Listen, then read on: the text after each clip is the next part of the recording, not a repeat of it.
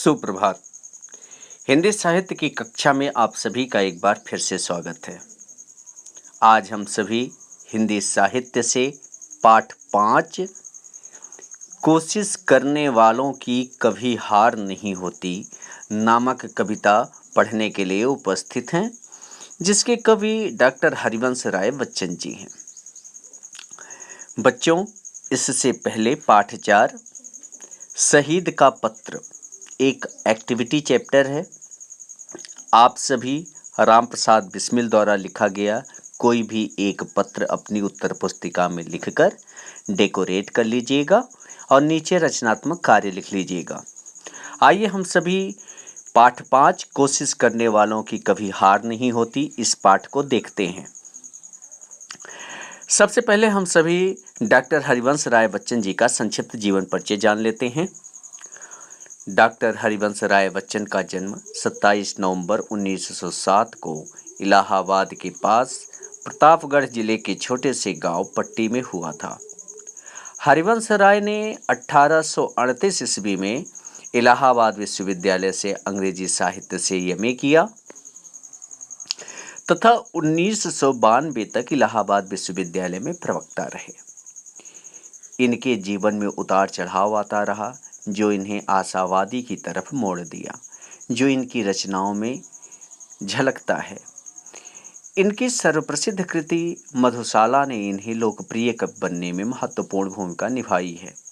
दो चट्टानें कविता संग्रह के लिए 1968 ईस्वी में साहित्य अकादमी पुरस्कार से विभूषित हुई है और अंततोगत्वा 18 जनवरी सन 2003 में मुंबई में इनका निधन हो गया। आइए हम सभी कविता को देखते हैं, कविता पढ़ते हैं। पाठ 5 कोशिश करने वालों की कभी हार नहीं होती। कविता का शीर्षक ही कह रहा है कि जो व्यक्ति कार्यरत होता है वह एक न एक दिन अवश्य सफल होता है। तो बच्चों, पाठ का शीर्षक ही है कि जो व्यक्ति परिश्रमी है वह सफलता प्राप्त करता है। आइए हम सभी पाठ को पढ़ते हैं। छोटे छोटे खंडों में इन काव्य पंक्तियों को मैं लिखकर इसके भावार्थ को बताने की कोशिश किया हूँ। आप सभी ध्यानपूर्वक छोटे क्रम में इस कविता को पढ़कर इसके भावार्थ को समझ सकते हैं। आइए कविता को पढ़ते हैं। लहरों से डरकर नौका पार नहीं होती, कोशिश करने वालों की कभी हार नहीं होती। प्रसंग जान लेते हैं।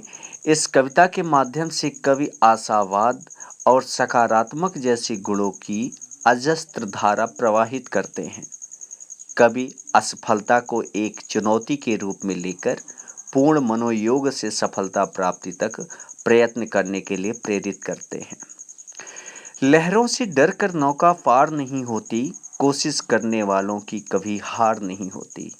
आपने इस कविता के बारे में देख लिया, प्रसंग के अंतर्गत दिया भी गया है कि कवि असफलता को एक चुनौती के रूप में लेकर पूर्ण मनोयोग से सफलता प्राप्ति तक प्रयत्न करने के लिए प्रेरित करते हैं। कवि जीवन रूपी नौका के बारे में बताते हैं।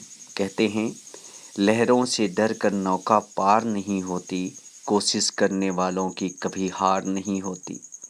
जिस प्रकार लहरों से डरकर नदी के किनारे बैठे रहने से नदी पार नहीं किया जा सकता, अर्थात उसे पार करने के लिए निडर होकर कोशिश करते हुए सामना करना पड़ता है, उसी प्रकार कोशिश करने वालों की कभी हार नहीं होती।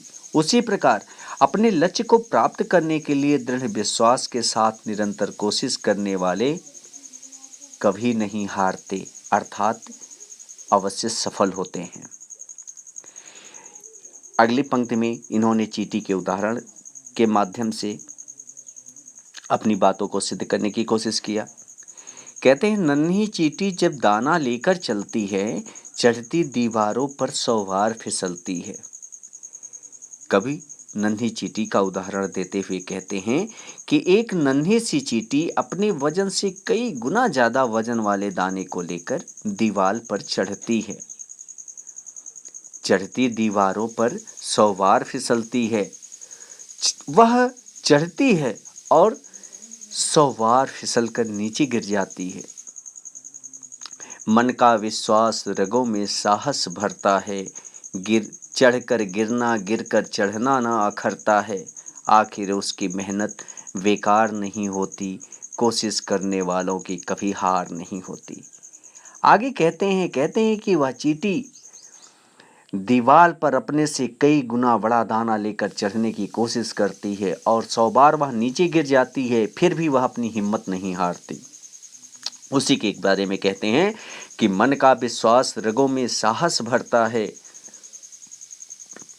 चढ़कर गिरना, गिरकर चढ़ना न अखरता है। आखिर उसकी मेहनत बेकार नहीं होती, कोशिश करने वालों की कभी हार नहीं होती। अर्थात फिर भी उसके मन का विश्वास और उसकी हिम्मत उसे आगे बढ़ने के लिए प्रेरित करती है और अंत में वह अपने लक्ष्य को प्राप्त करती है, अर्थात चढ़ने में सफलता प्राप्त कर लेती है।